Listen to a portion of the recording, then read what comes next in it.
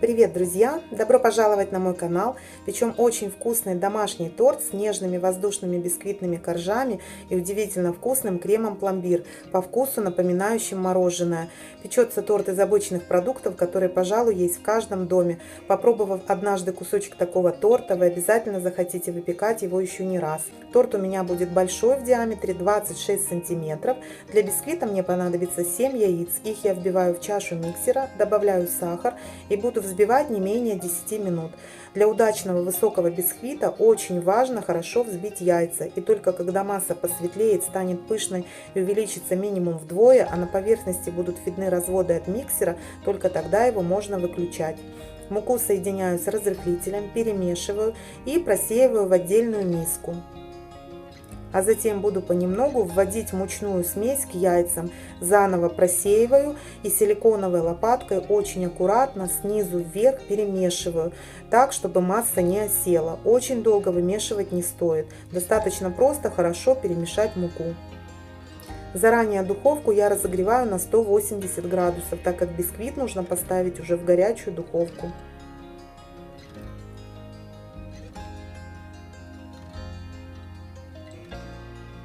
Вот такая пышная, воздушная, нежная масса должна получиться. Торт выпекаю в разъемной круглой форме, диаметром, как я уже сказала, 26 сантиметров. Дно выстилаю пергаментом, ничем не смазываю и выливаю туда сразу все тесто. И ставлю форму в разогретую духовку на полчаса. Дверцу духовки во время выпечки открывать не стоит. Крем буду варить на водяной бане, поэтому яйца вбиваю в кастрюлю железную, туда всыпаю сахар и ванильный сахар и хорошо перемешиваю до однородного состояния. Затем сюда добавляю сметану, нужно брать жирную не менее 20%, а лучше еще больше. Опять перемешиваю. И понемногу буду вводить сюда муку. Хорошо перемешиваю, чтобы не было комочков. Это очень важно, чтобы крем не был с крупинками.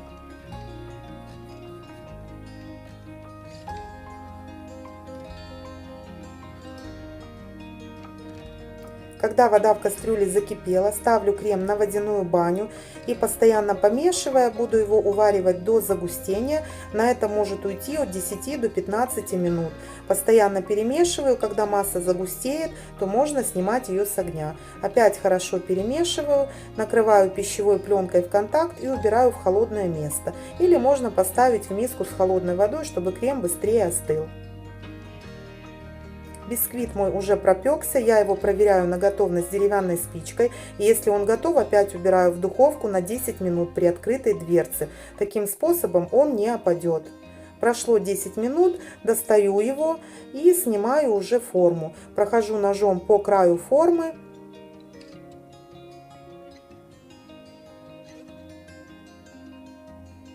Бисквит переворачиваю на поднос, убираю пергамент. И переношу на решетку до полного остывания. А пока возвращаюсь к крему.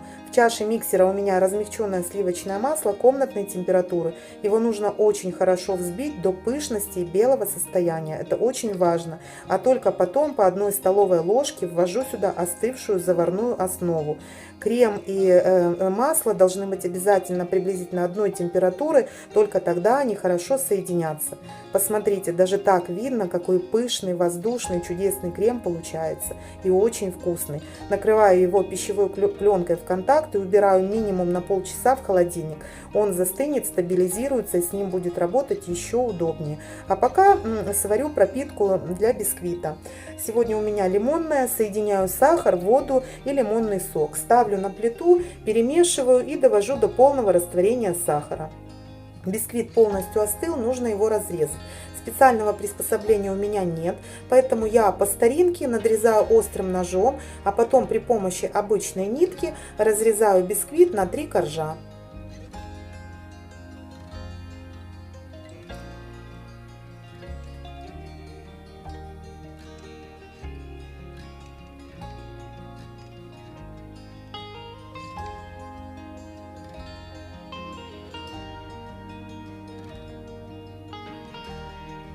Вы только посмотрите, друзья, какой пышный, воздушный, пористый бисквит получился.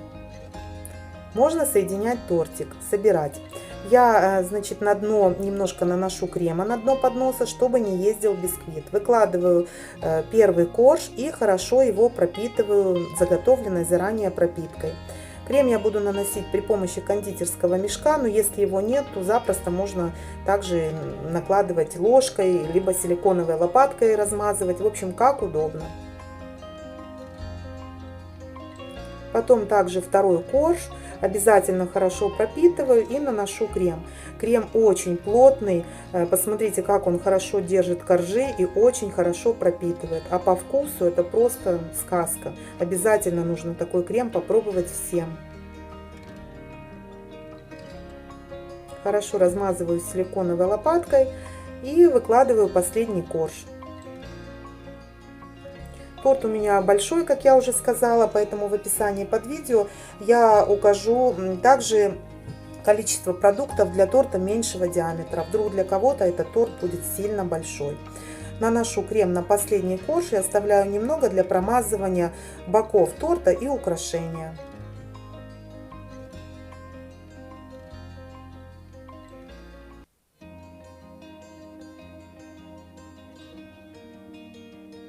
Промазываю бока и немного выравниваю верх торта.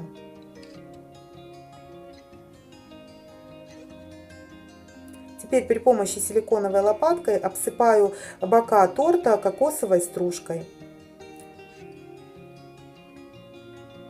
А теперь при помощи кондитерской насадки украшаю торт.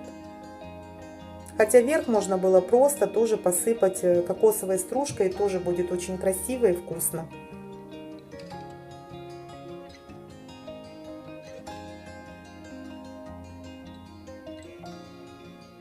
Все, друзья, мой торт готов. Я его убираю в холодильник на ночь. Ему нужно дать пропитаться минимум несколько часов, а лучше все-таки выпекать накануне.